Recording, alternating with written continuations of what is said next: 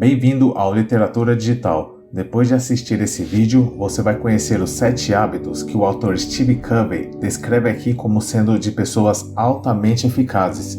Se inscreva no canal para continuar recebendo os melhores resumos de livro e aproveite o vídeo. Os 7 hábitos das pessoas altamente eficazes. Stephen R. Covey. Na busca pela eficácia pessoal, a maior parte das pessoas tenta mudar um de 2 aspectos: seu comportamento, vou me esforçar realmente para conquistar isso, ou sua atitude. Daí a popularidade de livros de autoajuda e palestras motivacionais. Se você já tentou essas abordagens, sabe que não são muito eficazes. A única solução que leva a uma mudança é a alteração de seu paradigma pessoal, ou o padrão de percepção pelo qual você vê o mundo. Para resumir da melhor forma possível esses 7 hábitos, uma pessoa eficaz aprendeu a fazer essa alteração do paradigma de dentro para fora, e não de fora para dentro, de modo a progredir pelo caminho do crescimento, desde a dependência, passando pela independência e chegando à interdependência. Ela encontrou o equilíbrio entre ser capaz de produzir ao mesmo tempo que aumenta sua capacidade futura de produção. Isso pode soar como um monte de abobrinha, mas se tornará claro conforme você consiga progredir de um hábito ao outro e causar a alteração de paradigma que o autor descreve. Os 3 primeiros hábitos são hábitos de autocontrole, ou vitórias pessoais.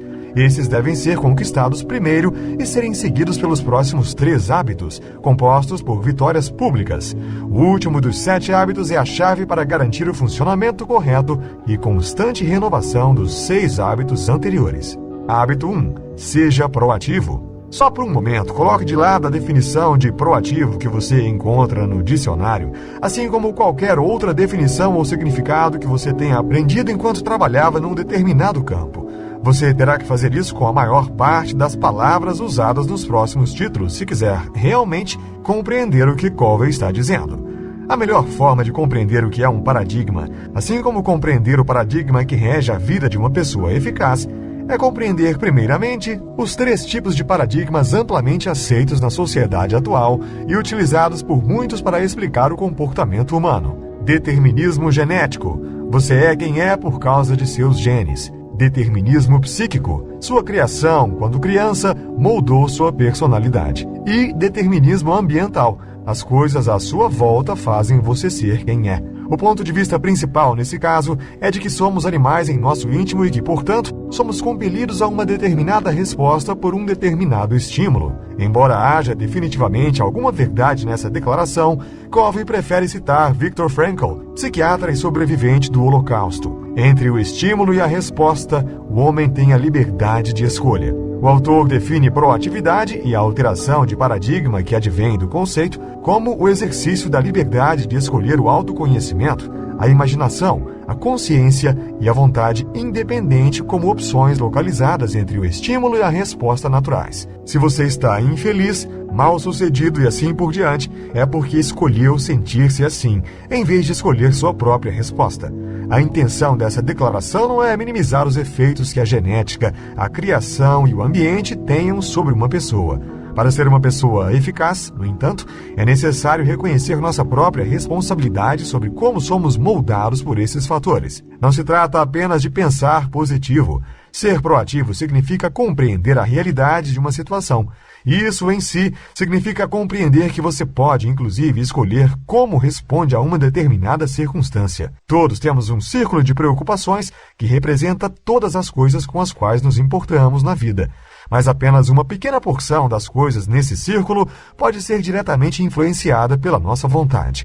Uma grande porcentagem da população, na verdade, desperdiça horas de tempo e energia preocupando-se ou reclamando das coisas que não pode controlar. Quanto mais tempo é dedicado ao que está fora de nosso controle ou fora de nosso círculo de influência, menos problemas reais são resolvidos. Isso acontece porque o círculo de influência diminui quando nossa atenção se volta ao que está fora dele, enquanto, obviamente, ele tende a crescer se dedicamos nossa atenção apenas às coisas que estão dentro dele. Para mudar seu foco e direcioná-lo ao seu círculo de influência, pare de usar frases como se eu tivesse um emprego melhor, e comece a usar frases como posso, eu posso ser mais. Hábito 2. Comece tendo o objetivo final em mente. Tudo é criado 2 vezes. Primeiro, as coisas se tornam reais em nossas mentes. São criações mentais. E, como resultado posterior, tornam-se criações reais. Se você não controla a criação mental conscientemente, as vicissitudes de sua vida são criadas segundo um padrão geral, moldadas por circunstâncias aleatórias e pelas expectativas e planos de outras pessoas. Veja o resumo de Pense e Enriqueça, de Napoleon Hill, para entender melhor o que isso significa e para aprender a moldar suas ações com base nesse princípio. Em outras palavras, se o hábito 1 é você é o criador, o hábito 2 é a sua primeira criação. Começar tendo o objetivo final em mente significa abordar cada um dos papéis que você assume em sua vida com seus valores e a direção que pretende seguir claramente definidos em sua mente. Como possuímos uma capacidade de autoanálise, é fácil verificar que um papel assumido não está em harmonia com nossos valores ou não é um resultado de nosso desejo proativo. Qualquer que seja o ponto central de nossas vidas, ele será a fonte de nosso senso de segurança, nosso senso de valor próprio, senso de direção. Que direção queremos seguir em nossas vidas? Sabedoria, nosso ponto de vista sobre a vida. E poder, nossa capacidade de agir e conquistar. A maior parte das pessoas jamais dedica tempo ao alinhamento de seus valores e seu foco central. Como resultado disso, as pessoas podem focar suas existências em um ou mais de alguns dos pontos centrais mais comuns. Elas podem ser focadas em seus cônjuges, em suas famílias, em dinheiro, em trabalho, em prazeres, em amigos ou inimigos, em suas religiões ou em si mesmas. Você provavelmente conhece alguém que tem o ponto central de suas vidas focado em cada um desses fatores. Na verdade, se você for realmente honesto, perceberá que a sua própria vida gira em torno de algumas dessas coisas periodicamente. E isso não é necessariamente terrível. Estamos falando de coisas boas que merecem a sua atenção. Mas não é saudável ter seu senso de segurança, de direção, sua sabedoria interior e seu poder pessoal definidos por esses fatores. Uma pessoa eficaz é focada em seus princípios, princípios formados por valores atemporais e imutáveis. Ter o foco central em seus princípios fará com que todos os outros focos possíveis sejam vistos sob um novo prisma. Covey descreve isso da seguinte maneira: o poder advindo de uma vida centrada em princípios é o poder de um indivíduo autoconsciente, sábio e proativo, que não é limitado por atitudes, comportamentos e ações de outras pessoas, nem pelas circunstâncias e influências ambientais que servem de limitação a essas outras pessoas. A melhor estratégia para se certificar de que sua vida está alinhada a seus princípios e para notar quando algo está afetando esse alinhamento é escrever uma declaração de missão pessoal. Covey não apresenta uma receita para essa escrita, mas sugere que isso seja feito a partir de papéis e metas que se deseja atingir, quem você quer ser e o que deseja conquistar. Esse princípio é exatamente o mesmo tanto para famílias quanto para organizações. Por mais absurdo que possa parecer, a declaração de missão pessoal é o primeiro passo para se tornar uma pessoa eficaz. Mas é necessário dedicar tempo e energia para conquistar o ponto de vista ideal e se preparar para o próximo hábito. Hábito 3. Comece pelo começo. O hábito 3 é a segunda criação, a realização física dos hábitos 1 e 2. Enquanto os dois primeiros hábitos estão ligados à liderança, que é o primeiro passo, o terceiro hábito é onde começamos a discutir a gestão. Uma gestão eficaz significa começar as coisas pelo começo, estando disposto a fazer o que os outros não querem. A herança dos hábitos 1 e 2 é um sim interno tão forte que permite dizer não a tudo aquilo que não está alinhado com seus princípios e metas, sem medo nem culpas. Covey descreve 4 níveis de gestão de tempo: notas e checklists para reduzir o peso cognitivo que você carrega hoje, calendários e agendas, olhar para o futuro para distribuir melhor seu tempo, planejamento diário através de priorização e estabelecimento de metas. A maior parte das pessoas nunca consegue passar além deste nível. Categorização de atividades e foco objetivo em algumas, enquanto outras são excluídas. É exatamente nesse 4º nível que o autor sugere que operemos. Um gestor eficaz passa o máximo de tempo possível fazendo coisas importantes antes que elas se tornem urgentes, construindo bons relacionamentos, planejando em longo prazo, realizando manutenção preventiva de todos os tipos e assim por diante. Mas, na verdade, a maior parte das pessoas não segue essa premissa e acaba dedicando a maior porcentagem de sua energia fazendo coisas urgentes que podem ou não ser importantes e raramente oferecem uma oportunidade para a eficácia. Para tentar fugir desse círculo vicioso, a maior parte de nós tenta viver uma vida mais disciplinada. O autor, no entanto, diz que o problema provável não é a falta de disciplina, mas o fato de que suas prioridades não são fundamentadas por seus valores. Para se tornar um autogestor que realiza manutenção preventiva, Covey sugere uma série de 4 passos. Identificar papéis. Faça uma lista de papéis aos quais você deseja dedicar tempo e energia. Alguns exemplos são seu papel como indivíduo, ao qual você dedicaria tempo para melhoria pessoal e crescimento, seu papel como membro da família, marido, esposa, filho, mãe, etc., e seu papel profissional, que pode ser composto por várias coisas, inclusive algumas que não correspondam ao título oficial do seu cargo. Selecionar metas. Anote 1 ou 2 metas para cada papel que você queira desempenhar melhor na próxima semana. Já que o processo de estabelecimento dos hábitos 1 e 2 está completo, essas metas devem estar relacionadas diretamente ao seu propósito maior e às suas metas de longo prazo. Calendarização. Leve as coisas um passo adiante da maioria. Sente-se e estabeleça um plano para a semana, calendarizando sempre uma semana de cada vez. Isso permite que você alinhe suas metas aos melhores prazos para atingi-las. A maior parte das pessoas atinge seu pico de produtividade entre 2 e 5 horas depois de se levantar da cama. Pela manhã, você pode usar esse princípio agendando as tarefas mais importantes do quadrante 2, aquelas difíceis de cumprir por conta de seu emprego, para 2 a 5 horas depois de se levantar aos sábados, por exemplo. Adaptação diária. Separe alguns minutos no começo de cada dia para verificar a agenda pré-definida e revisitar os valores pessoais que o levaram a estabelecer essas metas para esse dia. As coisas mudam frequentemente na vida real, por isso é importante permitir que sua calendarização tenha fluidez e seja adaptável à realidade, sem permitir que seus valores e prioridades percam o foco de sua atenção. Hábito 4. Pense com foco no ganha-ganha. Chegamos a mais um daqueles títulos motivacionais de rede social que exigirão de você uma força especial para ignorar os lugares comuns e compreender realmente o que o autor quis dizer. Ele não prega uma atitude amigável e falsamente feliz e contente, como a típica frase motivacional sugere. Em vez disso, Covey define o foco no ganha-ganha como uma filosofia de vida que está constantemente em busca de uma terceira solução, uma alternativa ao tradicional eu ou você.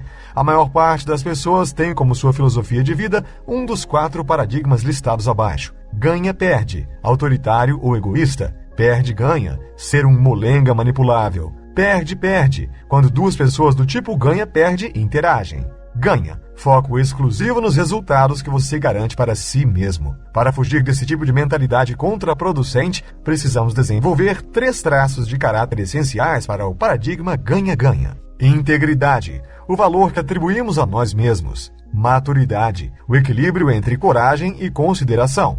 Mentalidade para a abundância, que advém de um senso de segurança e valor pessoal. Tente pensar em cada um de seus relacionamentos como uma conta bancária emocional. Ao fazer depósitos proativos nessa conta, você garante que haverá fundos emocionais à disposição quando chegar o momento de fazer um saque. O foco no ganha-ganha pode ser difícil, mas se torna muito mais fácil se você tem uma boa poupança emocional. Para que possamos compreender melhor o que é uma decisão ganha-ganha e como ela é estruturada, Covey oferece as seguintes características: identificação clara dos resultados desejados. Parâmetros específicos dentro dos quais esses resultados serão atingidos. Recursos disponíveis na busca por esses resultados. Responsabilidade a ser estabelecida através de padrões específicos de performance e momentos claros de avaliação. Consequências dos resultados da avaliação. Hábito 5. Busque compreender antes de ser compreendido. Se você quer interagir de maneira eficaz com as pessoas e influenciá-las, é preciso primeiro compreendê-las. Pode ser relativamente óbvio, mas essa abordagem está em conflito direto com o modo que a maior parte das pessoas realmente vive.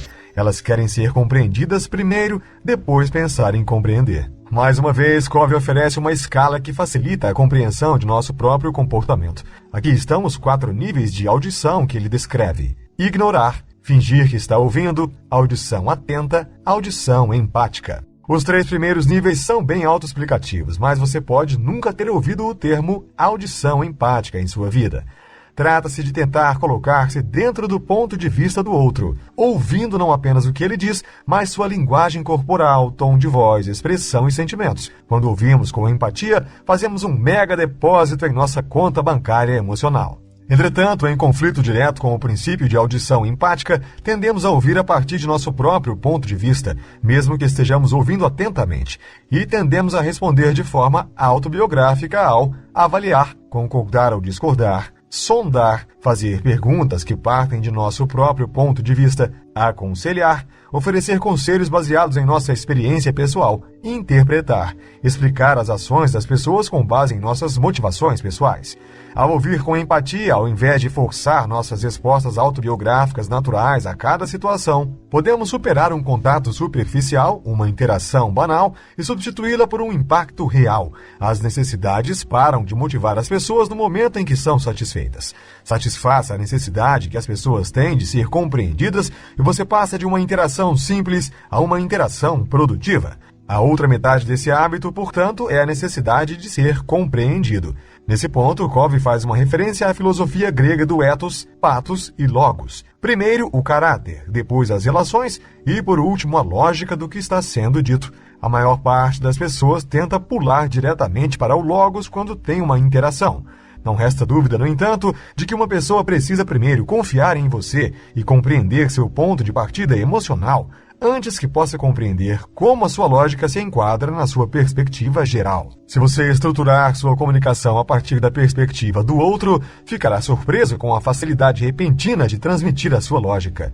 Esse hábito é poderoso porque a busca por compreender antes de ser compreendido estará sempre dentro do seu círculo de influência. Quando as pessoas se compreendem umas às outras, as portas se abrem para novas alternativas. Soluções do tipo ganha-ganha. Hábito 6. Sinergize. Apesar de ser um daqueles títulos que causa arrepios em qualquer pessoa que vive ou viveu no mundo corporativo, esse capítulo pode ser extremamente valioso se você conseguir realmente compreendê-lo. Covey não se refere aqui ao tipo de sinergia que ocorre quando duas empresas se unem numa joint venture e se tornam melhores, cortando custos de produção. Ele também não está falando sobre trabalhar junto para conseguir completar mais tarefas ou conquistar melhores resultados. O que ele realmente quer dizer é algo impossível de descrever a menos que você tenha vivido uma experiência de real sinergia. Uma das melhores maneiras de descrever esse estado de espírito é quando um grupo de pessoas entra simultaneamente num estado de cooperação e trabalho que pode ser descrito como o pico da interação de grupo. Talvez você tenha estado em uma equipe esportiva onde, por algum motivo, o time começou a se portar como se os atletas conseguissem se comunicar por telepatia. De repente, um jogador sabe exatamente onde o outro estará, como se eles estivessem em uma só mente. Ou talvez você seja músico e tenha tido uma experiência em que todos no grupo tocaram perfeitamente e aquela música soou simplesmente limpa e cristalina. Ou talvez numa situação de emergência, você tenha visto um grupo de estranhos entrar num estado de cooperação plena e perfeita, cada um fazendo o possível para corrigir a situação com rapidez e eficiência. Ou talvez, num grupo de amigos ou familiares, discutindo uma experiência em comum, alguma palavra dita tenha encontrado em você um insight especial. Algo tão incrível que você mesmo não sabia que era capaz de atingir. É isso que o autor quer dizer quando ele menciona sinergia. Uma experiência conjunta, compartilhada, que pode ser criada como o pico absoluto da junção dos 5 hábitos anteriores. A chave do capítulo é o fato de que uma experiência excepcional como essa não precisa ser um evento raro. Pode ser criada em nosso cotidiano desde que coloquemos em prática os 5 hábitos anteriores e adicionemos a isso um bocado de autenticidade e mente aberta. Ser capaz de cooperar nesse nível frequentemente significa ter atingido um nível de eficácia que a maior parte das pessoas apenas sonha atingir um dia. Hábito 7. Mantenha-se afiado. Lembre-se, a premissa aqui é que estamos falando de hábitos. Isso significa que eles precisam ser consistentemente praticados e repetidos. E para que você consiga seguir praticando esses hábitos diariamente, é necessário renovar-se e manter-se em contato com seus valores e princípios. É necessário renovar-se. Covey recomenda que você encontre tempo para fazer coisas que permitam renovar o que ele chama de as 4 dimensões da natureza humana: mental, leitura, visualização, planejamento, escrita, física, exercícios físicos, nutrição, gestão do estresse, emocional, serviço, empatia, sinergia, segurança intrínseca e espiritual, esclarecimento e compromisso com valores, estudo e meditação. Quando qualquer uma dessas 4 áreas é negligenciada, todas as demais acabam sofrendo danos. Então, dedique pelo menos 1 hora de cada dia a essas práticas. Covey não dedica tempo suficiente a nenhuma dessas coisas para poder oferecer um bom guia de como implementá-las em nosso dia a dia. E, pessoalmente, não acho que essa seja sua intenção. O que ele quer dizer é que um equilíbrio dessas atividades é necessário para dar suporte aos outros 6 hábitos. Se tudo for feito da maneira correta, um ciclo virtuoso de crescimento pessoal pode ser atingido. Conclusão: no que pode ser descrito apenas como uma ironia cruel, os 7 hábitos das pessoas altamente eficazes parece ter se tornado a maior propaganda do mundo para as coisas ruins que as pessoas deveriam conseguir superar com a leitura do livro. O cerne do livro é que, para ser eficaz, você deve tomar sua autenticidade como ponto de partida, começando pelos seus valores e construindo gradualmente cada um dos hábitos descritos. Infelizmente, no entanto, é da natureza humana a mania de copiar a forma sem compromisso com a autenticidade. O valor intrínseco desse livro transformou-o numa vítima de seu próprio sucesso, quando ele chegou à ribalta do mundo dos negócios, assumindo o posto de livro da moda. Muitas pessoas e organizações parecem ter genuinamente gostado do que leram, o que as levou a incorporar os hábitos em seus cotidianos e dos outros à força, e da maneira mais desajeitada possível, frequentemente inclusive selecionando aqueles hábitos que pareciam ser mais facilmente implementados da noite para o dia, sem, na verdade, ter refletido a respeito deles ou internalizado propriamente seu significado. Se você gostou desse vídeo, não se esqueça de se inscrever no canal e escreva nos comentários qual livro você gostaria que eu trouxesse aqui. Te vejo no próximo vídeo.